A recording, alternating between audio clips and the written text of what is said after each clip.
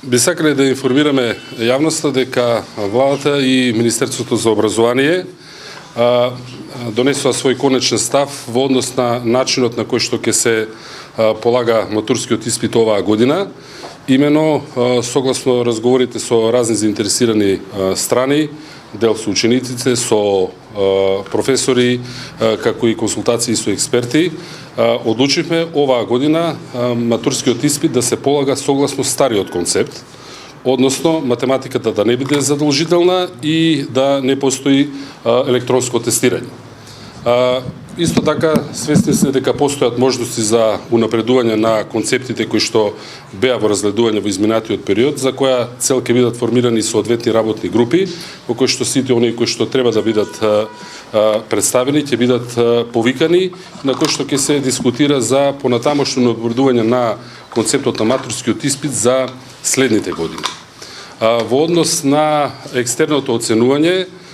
ставот кој што е заземен е дека екстерното оценување ќе продолжи согласно постоечкиот концепт, односно тука нема да има измени оваа година, но бидејќи постојат можности за негово унапредување, ќе бидат формирани нови работни групи кои што исто така ќе работат на унапредување на концептот за годините што следат. И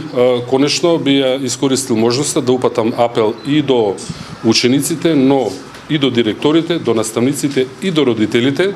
од понеделник да се вратат на настава, да продолжи образовниот процес, бидејќи многу време е изгубено, треба да се надополни многу материјал и конечно тоа е во најдобар интерес на самите ученици. Званично преговори е тешко и да се каже дека постојат, бидејќи се поставува секогаш прашањето на репрезентативност, но оние групи со кои што бевме во контакт, вклучително и групата која што протестира